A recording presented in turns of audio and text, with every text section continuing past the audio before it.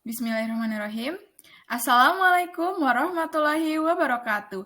Semangat pagi semuanya. Perkenalkan, nama saya Zahra Safira Masterina dari jurusan Gizi Universitas Siliwangi. Hari ini saya akan sedikit menjelaskan mengenai asuhan gizi penyakit gastritis. Presentasi ini saya tujukan untuk memenuhi tugas akhir biokimia gizi dengan dosen pengampu Ibu Prima. Selamat mendengarkan.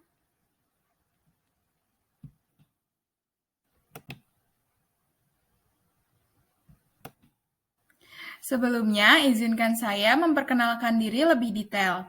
Nama saya Zahra Safira Masterina dengan NPM 214102505. Hari ini saya adalah mahasiswa Universitas Siliwangi, Fakultas Ilmu Kesehatan jurusan Gizi angkatan 2021 kelas C. Sekian sedikit perkenalannya, saya lanjut ke daftar isi.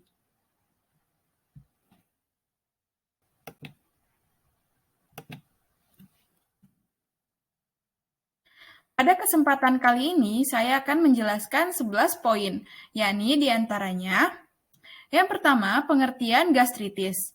Yang kedua, prevalensi gastritis. Yang ketiga, klasifikasi gastritis. Yang keempat, faktor penyebab gastritis. Yang kelima, patofisiologi gastritis. Yang keenam, gejala gastritis.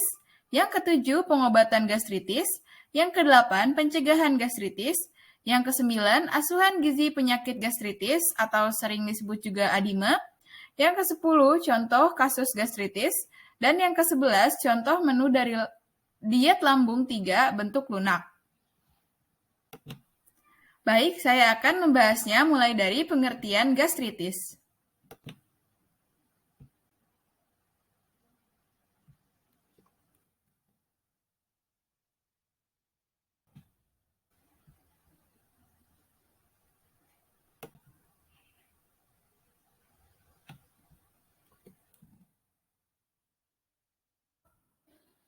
Gastritis adalah peradangan atau inflamasi pada lapisan mukosa dan submukosa lambung yang disebabkan oleh faktor iritasi dan infeksi.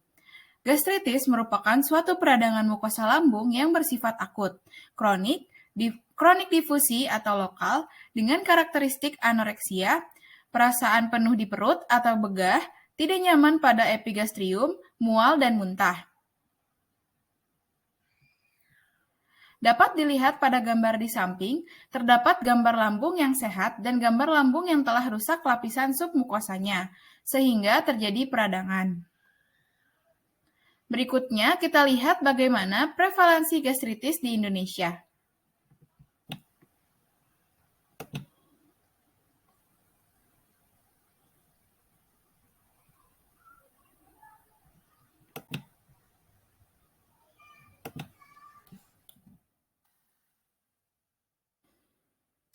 Prevalensi gastritis di Indonesia. Hasil dari Riskasdas pada tahun 2018, angka terjadinya gastritis di Indonesia dalam berbagai daerah cukup tinggi, yaitu sekitar 40,8% dengan prevalensi 274,396 kasus dari penduduk 238.452.952 jiwa. Beberapa kota dengan presentasi cukup besar mempunyai penyakit gastritis diantaranya Surabaya dengan presentasi 31,2%, Denpasar dengan presentase 46%, dan Medan dengan presentase 91,6%. Kasus rawat inap di rumah sakit, 1 dari 10 pasien terbanyak merupakan pasien gastritis di seluruh rumah sakit di Indonesia, dengan 30.154 kasus atau 4,9%. Ternyata kasus gastritis di Indonesia cukup tinggi, sehingga kita perlu berhati-hati dalam menjaga kesehatan agar tidak terkena gastritis. Selanjutnya akan saya jelaskan mengenai klasifikasi gastritis.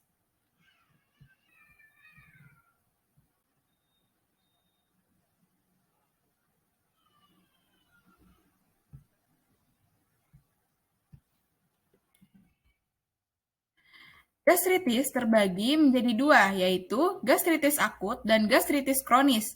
Perbedaannya yakni yang pertama, gastritis akut. Peradangan pada mukosa lambung akibat terpapar zat kimia obat-obatan, minuman beralkohol, makanan yang merangsang pembentukan asam lambung, dan faktor stres. Lalu, sering ditemukan di masyarakat dan mudah sembuh. Jika iritasinya terjadi berulang, akan menyebabkan gastritis kronis.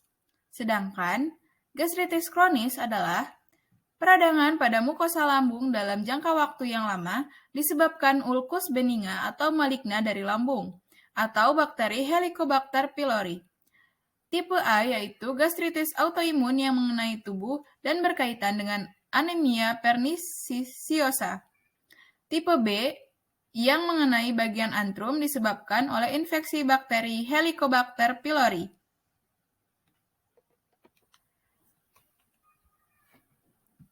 Lalu berikutnya saya akan menjelaskan mengenai faktor penyebab gastritis.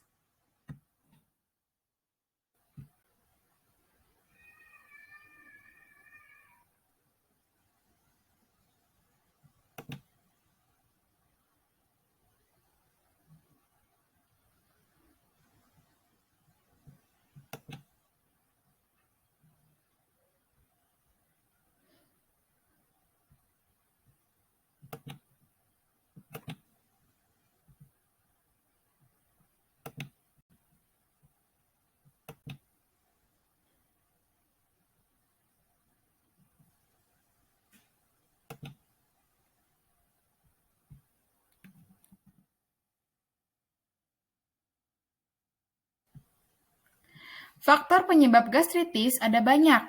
Yang akan saya sebutkan dan saya jelaskan pada kesempatan kali ini ada 6 faktor, yakni yang pertama, pola makan. Jadwal makan yang tidak teratur, frekuensi makan yang tidak terkontrol, atau sering mengonsumsi jenis makanan yang merangsang pembentukan asam lambung, seperti cabai, merica, asam, dan lain-lain. Makanan seperti ini akan memicu terjadinya gastritis. Lalu, faktor yang kedua yaitu kopi dan teh. Konsumsi yang berlebihan akan meningkatkan asam lambung, karena kopi mengandung kafein dan teh mengandung beberapa antioksidan yang akan membentuk tanin. Dosis tanin yang tinggi akan menyebabkan iritasi pada membran mukosa lambung. Lalu faktor yang ketiga yaitu rokok. Rokok mengandung ribuan bahan kimia berbahaya dan menjadi faktor yang berkontribusi dalam peningkatan sekresi asam lambung. Ini akan mengakibatkan terjadinya tukak lambung. Lalu selanjutnya yang keempat,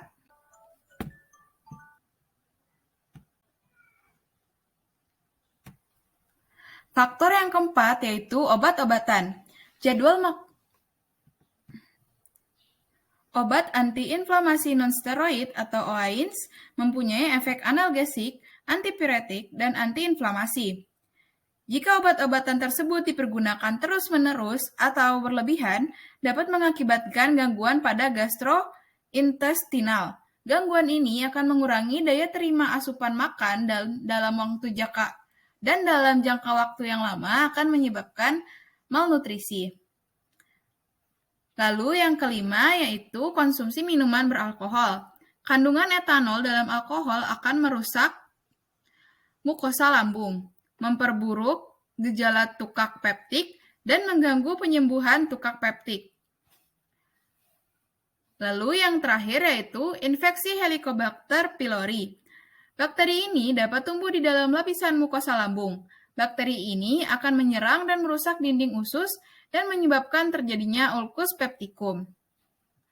Bakteri Helicobacter pylori masuk melalui makanan dan minuman yang tidak aman dan lingkungan yang kurang bersih. Itulah beberapa faktor yang dapat menyebabkan gastritis.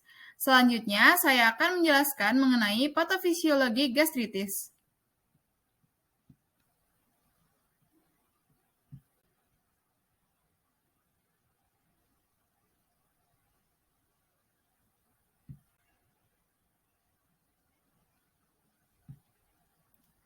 Patofisiologi atau dapat disebut sebab akibat yang ditimbulkan oleh gastritis. Patofisiologi ini dibagi dua, yakni patofisiologi gastritis akut dan kronis. Yang pertama yakni patofisiologi gastritis akut. Sebabnya, makanan yang bersifat asam atau alkali yang kuat sangat berisiko menyebabkan gastritis. Lalu, stres merangsang saraf simpatis nervus vagus sehingga meningkatkan produksi asam klorida atau HCl. Lalu, konsumsi zat kimia menyebabkan produksi mukus menurun sehingga mukosa lambung tidak terlindungi. Lalu, anoreksia menyebabkan rasa nyeri karena kontak HCl dengan mukosa lambung.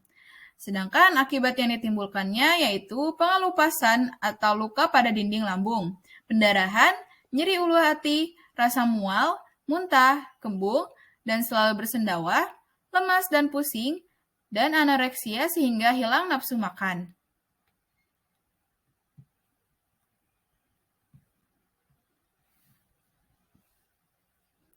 Yang kedua yakni patofisiologi gastritis kronis. Sebabnya bakteri Helicobacter pylori menyebabkan sel permukaan gaster. Akibatnya memperberat desquamasi sel dan muncul respon peradangan yaitu destruksi kelenjar dan metaplasia atau menggantikan sel-sel mukosa gaster. Lalu metalapsia menyebabkan sel tidak elastik dan timbul kekakuan yang menyebabkan pendarahan. Dapat dilihat pada gambar di samping yaitu mukosa lambung yang normal dan mukosa lambung yang terkena gastritis. Terlihat terdapat peradangan ya sehingga membesar.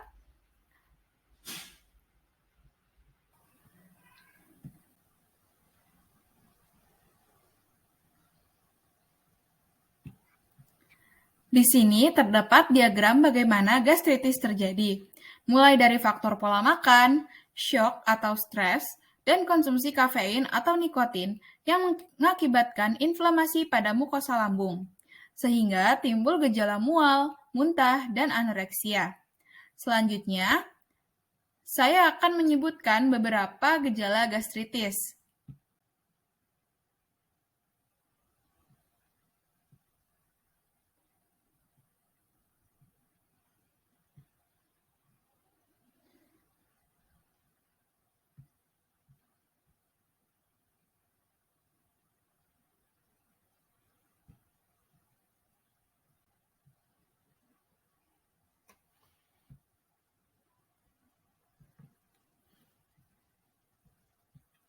Nah, ini terdapat beberapa gejala gastritis beserta gambar. Yang pertama ada mual, kembung, muntah, cepat merasa kenyang, sering sendawa, kanker lambung, pendarahan lambung, hematemesis dan melena, anemia pernisiosa, dan tukak lambung. Setelah mengetahui beberapa gejala gastritis, saya harap ketika Anda mengalami beberapa gejala di atas, Anda akan langsung menemui dokter untuk pengobatan lebih lanjut. Baik, selanjutnya saya akan jelaskan mengenai pengobatan gastritis.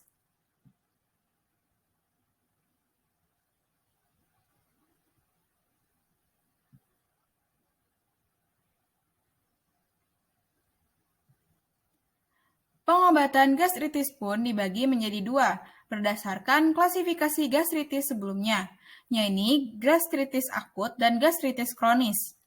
Pengobatan pada gastritis akut dapat berupa diet lambung secara bertahap, obat antasida atau penetralisir asam lambung, dan obat PPI atau proton pump inhibitor, dan histamin 2 atau penekan produksi asam lambung.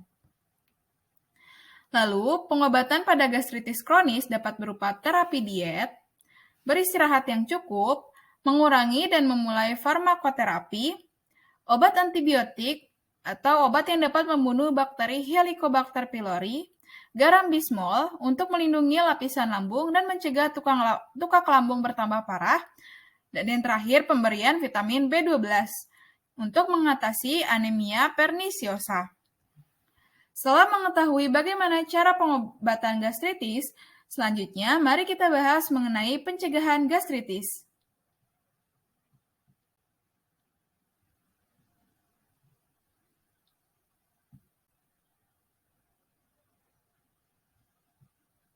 Berikut merupakan pencegahan sebelum menderita gastritis.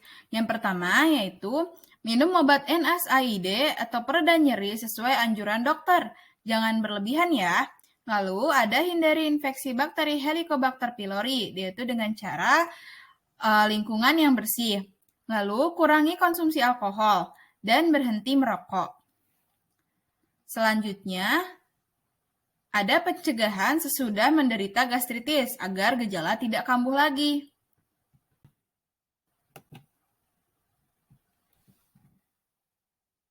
Yang pertama yaitu perbaiki pola makan. Lalu yang kedua, kurangi stres. Dan yang ketiga, ikuti pengobatan dokter dengan baik. Selanjutnya, kita akan lanjut ke pembahasan asuhan gizi penyakit gastritis atau sering disingkat menjadi ADIME.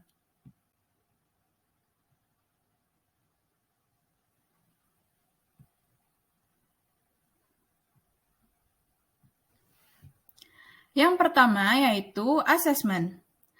Asesmen itu pertama mengukur antropometri atau berat badan, tinggi badan, dan lila.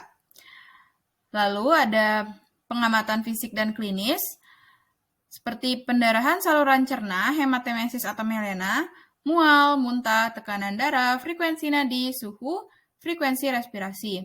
Lalu selanjutnya ada pengecekan biokimia, yaitu ada HB, HT, status anemia, serum Fe, MCHC, dan MCH. Lalu ada diet. Riwayat makan di rumah seperti apa, pola makannya, kebiasaan makannya, pantangannya, alerginya seperti apa. Lalu ada food recall di rumah sebelum masuk rumah sakit, dan food recall makanan di rumah sakit. Lalu selanjutnya ada diagnosis gizi. Yang pertama yaitu intake energi dan protein kurang. Asupan kurang dari 50%, ditandai dengan mual, muntah, dan nyeri epigastrium. Lalu yang kedua ada perubahan nilai laboratorium, ditandai dengan HT, HB, MCHC, dan MCH rendah. Yang ketiga, pola makan yang salah. Kurang makanan bergizi, waktu makan kurang teratur, dan frekuensi makan kurang. Selanjutnya, ada intervensi gizi. Pemberian diet yang diberikan yaitu diet lambung. Tujuan dietnya meringankan beban kerja saluran pencernaan, membantu netralisir kelebihan asam lambung, menjaga keseimbangan cairan dan elektrolit, memberikan makanan dengan zat gizi dan tidak merangsang. Prinsip dietnya yaitu tinggi energi, tinggi protein, dan rendah serat. Syarat diet beserta alasannya ada banyak. Yang pertama, energi. Energi diberikan sesuai kebutuhan dan kondisi pasien. Lalu protein diberikan sesuai kebutuhan dan kondisi mukosa lambung pasien. Jika terjadi tukak lambung, maka diberikan protein tinggi. Protein akan membantu proses pembentukan sel-sel baru sehingga mengganti sel-sel yang rusak. Lalu lemak. Lemak diberikan rendah yaitu 10-15% dari kebutuhan kalori total, terutama lemak tidak jenuh, karena lemak tidak jenuh akan membantu pertumbuhan sel-sel baru. Berikutnya ada vitamin dan mineral. Harus cukup, terutama untuk pembentukan hemoglobin, yaitu Fe, vitamin C, E, dan asam folat. Hemoglobin dalam darah rendah disebabkan luka pada lambung, sehingga dibutuhkan zat besi Fe untuk membentuknya kembali. Lalu ada serat. Serat yang harus diberikan secara bertahap mulai dari serat rendah sampai kebutuhan normal. Diutamakan serat tidak larut air, karena serat tidak larut air akan tetap utuh saat melewati saluran pencernaan dan membuat feses menjadi lembut. Sedangkan serat larut air akan menyerap kelebihan cairan di dalam usus sehingga tidak baik bagi lambung yang sedang mengalami luka. Serat dapat membantu menurunkan jumlah asam lambung sehingga mengurangi kembung dan nyeri, tetapi tidak dianjurkan dalam dosis yang tinggi karena serat akan menunda pengosongan lambung dan menurunkan nafsu makan sehingga pasien tidak akan mendapatkan nutrisi dari makanan lain. Selanjutnya ada cairan dan elektrolit, diberikan cukup untuk mengatasi dehidrasi dan menjaga keseimbangan elektrolit. Selanjutnya, tidak mengandung bumbu yang merangsang seperti cabai, merica, dan terlalu banyak bumbu. Cabai dan merica mengandung senyawa piperin yang akan merangsang pembentukan asam lambung yang membuat lambung terasa perih dan mual. Lalu, syarat-syarat berikutnya yaitu tidak merangsang secara termis atau mekanis, terlalu keras maupun kimia. Jika ada intoleransi laktosa, diberikan makanan rendah laktosa. Pada kondisi akut, dipuasakan dan diberikan nutrisi parental selama 24-48 jam dengan tujuan untuk memberikan istirahat pada lambung. Nutrisi parental sendiri yaitu pemberian nutrisi dan obat melalui pembuluh darah sehingga lambung tidak perlu mencerna. Lalu selanjutnya, makanan diberikan secara bertahap, mulai dari makanan cair, bubur, halus lunak, dan makanan biasa, sehingga meringankan kerja saluran pencernaan dan tidak mengiritasi lambung. Yang terakhir yaitu makanan dimasak dengan matang. Hal ini untuk mencegah infeksi bakteri Helicobacter pylori yang dapat menyebabkan gastritis.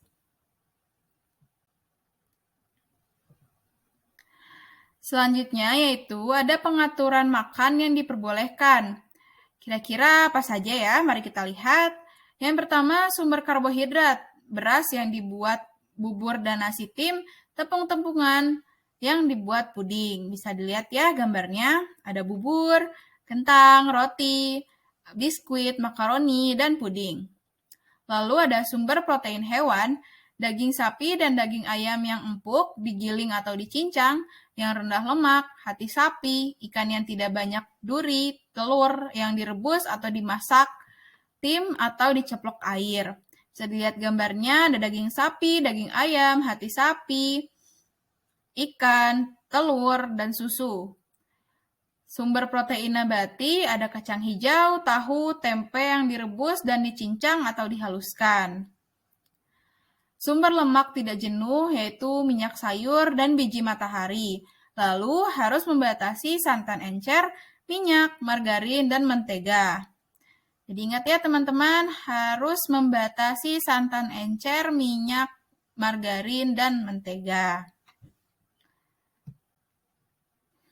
Selanjutnya, pengaturan makan yang diperbolehkan. Masih yang diperbolehkan ya. Itu ada sayuran muda yang tidak berserat dan tidak bergas, seperti bayam, bit, buncis, labu siam, dan wortel. Lalu buah-buahan yang sudah matang, yaitu sari buah, pepaya, pisang, jambu, melon, dan jambu biji tanpa isi. Lalu minuman ada teh encer, sirup, susu, rendah lemak.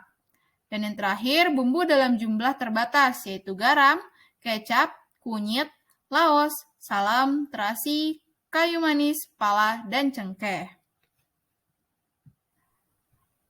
Lalu kita berlanjut ke pengaturan makan yang dihindari. Yang pertama yaitu sumber karbohidrat yang membuat kembung, seperti ketan, jagung, singkong, ubi, talas, dan cantel. Lalu ada sumber protein hewani yang tinggi lemak, yaitu daging babi dan kambing, ikan yang diawetkan seperti ikan asin, dendeng, pindang, sosis, dan daging asap. Lalu ada sumber protein nabati yaitu kacang tanah, kacang tolo, kacang merah, dan kacang kedelai.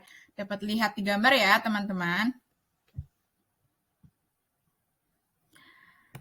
Masih di pengaturan makan yang harus dihindari, yaitu sumber lemak jenuh seperti minyak sawit atau kelapa, santan kental, makanan yang digoreng. Lalu sayuran mentah, nangka muda, kol, kembang kol, sawi hijau atau putih, daun singkong, dan caisим. Selanjutnya ada buah-buahan mentah, serat tinggi dan gas, seperti nangka, kedondong, durian, nanas, dan kemang. Yang terakhir, bahan makanan yang diawetkan dan mengandung garam tinggi. Itu semua harus dihindari ya. Selanjutnya, selain pengaturan makan, kita juga harus menjaga keamanan makanan yang kita konsumsi. Caranya yang pertama, memasak makanan dan minuman sampai matang, lalu rajin mencuci tangan, dan selalu menjaga kebersihan lingkungan. Lalu langkah asuhan gizi yang terakhir yaitu monitoring dan evaluasi. Berikut adalah beberapa hal yang dimonitoring. Yang pertama, asupan makanan dimonitor setiap hari, perkembangan BB dimonitor 7 hari sekali, perkembangan hasil pemeriksaan laboratorium, perkembangan fisik dan klinis, dan perkembangan dan perilaku pasien dalam menjalankan diet selama di rumah sakit. Setelah mengetahui bagaimana asuhan gizi untuk penyakit gastritis, berikutnya saya akan menjelaskan contoh kasus yang terjadi.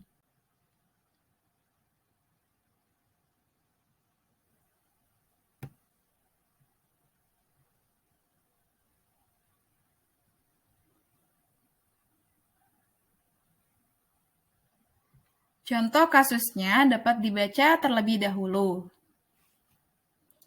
Bagian-bagian yang saya tandai dengan warna kuning merupakan bagian yang penting dalam proses asuhan gizi selanjutnya.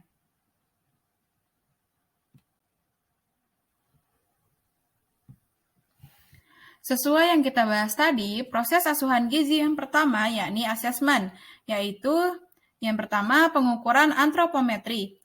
Usia sang pasien 58 tahun, berat badan 44 kg, tinggi badan 155 cm, dan IMT-nya 18,31 kg. Status gizinya kurang. Lalu biokimia, ada Hb 4,5 gram per dl yaitu rendah, MCV 14,9 fl yaitu rendah, Fe 15 mg per dl rendah. Lalu total iron binding capacity 353, yaitu termasuk normal. Lalu ada fisik dan klinis. Tekanan darah 150/80 mmHg, itu terhitung hipertensi. Lalu mata konjungtiva anemis, nyeri perut bagian kanan atas, makan atau minum kurang. Lalu yang terakhir ada diet, asupan energi total 1450 kurang dari kebutuhan, asupan protein total 49,5 gram kurang dari kebutuhan, asupan lemak total 33,9 gram kurang dari kebutuhan, asupan karbohidrat total 224,13 kurang dari kebutuhan, asupan zat besi atau Fe 9 mg kurang dari kebutuhan.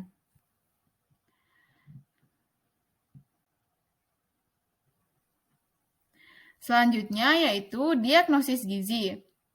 Asupan protein energi inadekuat yang berhubungan dengan peningkatan kebutuhan zat gizi karena tukak lambung yang ditandai dengan kurangnya asupan energi 75,5% dan protein 68,7%.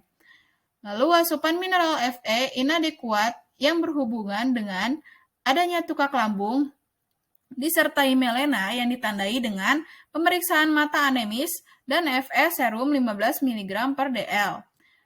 Lalu yang terakhir, berat badan kurang yang berhubungan dengan kurangnya asupan zat gizi yang ditandai dengan IMT kurang dari 18,5 atau 18,33 kg.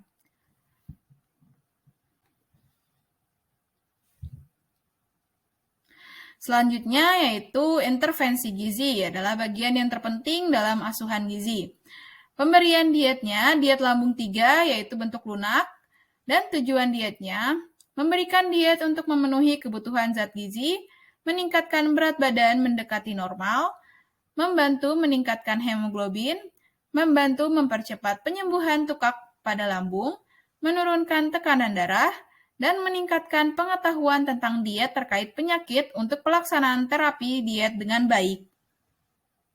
Prinsip dietnya yaitu tinggi energi, tinggi protein, dan rendah serat.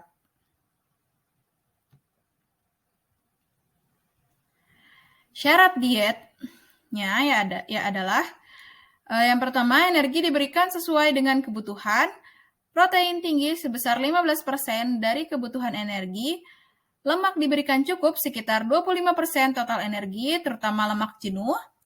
4. Karbohidrat cukup. 5. Cukup vitamin dan mineral terutama untuk meningkatkan Hb, Fe, vitamin C, asam folat sesuai dengan AKG. Mengurangi makanan yang tinggi natrium dan bahan makanan yang diawetkan. porsi kecil diberikan sering. 8. Serat rendah supaya tidak memperberat kerja lambung. Dan yang ke-9, bentuk makanan diberikan secara bertahap. Tahap pemberian makanan yakni bila melena berkurang diberikan makanan saring. Bila sudah tidak ada gangguan melena dapat diberikan makanan lunak.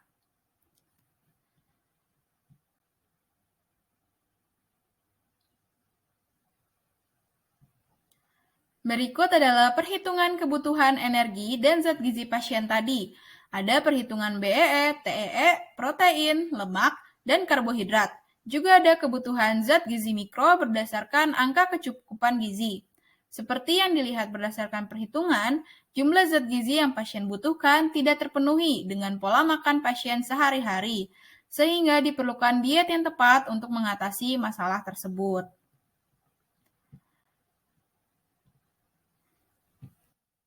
Bagian terakhir yakni monitoring dan evaluasi.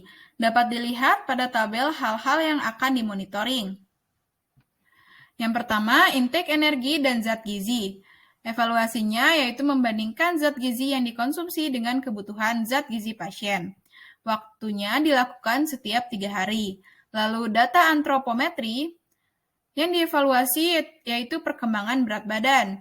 Waktunya didata setiap 7 hari. Terus data laboratorium yang dievaluasi yaitu membandingkan pemeriksaan HB, MCV, FE dengan nilai normal dilakukan pada saat kunjungan ulang. Lalu yang terakhir data pemeriksaan fisik, fokus gizi yang dievaluasi yaitu membandingkan hasil pengukuran tekanan darah dengan nilai normal. Dilakukan setiap 3 hari sekali. Selanjutnya, penjelasan poin terakhir, yakni contoh menu untuk diet lambung 3 bentuk lunak.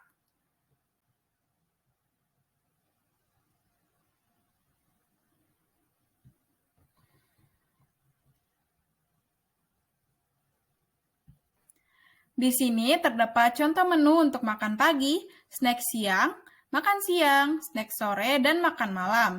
Contohnya, pada pagi hari ada menu bubur, bola-bola daging sapi dan tahu, dan tumis sayuran. Sedangkan pada snack siang, yaitu pukul 10, ada bubur kacang hijau.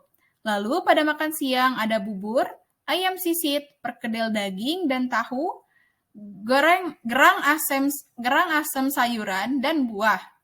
Lalu pada snack sore, yaitu pada pukul 3, ada puding maizena, dan pada makan malam, yaitu ada bubur, dadar telur, sop daging sayuran, dan buah. Selain contoh makanannya, di sini juga terdapat standar porsi berupa gram dan standar penukar berupa porsi. Dapat dilihat ya di tabel ini. Alhamdulillah, semua poin sudah saya bahas. Selanjutnya ada daftar pustaka yang saya gunakan selama membuat salin dia ini. Saya menggunakan beberapa sumber, yaitu buku, jurnal, dan web. Terima kasih atas perhatiannya yang telah mendengarkan saya menjelaskan dari awal hingga akhir. Semoga apa yang saya berikan dapat bermanfaat bagi kehidupan kita. Semoga kita semua selalu diberikan kesehatan oleh Allah Subhanahu wa Ta'ala.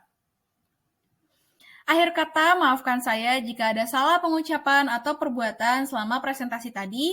Sekali lagi, terima kasih atas perhatiannya. Wabillahi taufiq wa hidayah. Wassalamualaikum warahmatullahi wabarakatuh.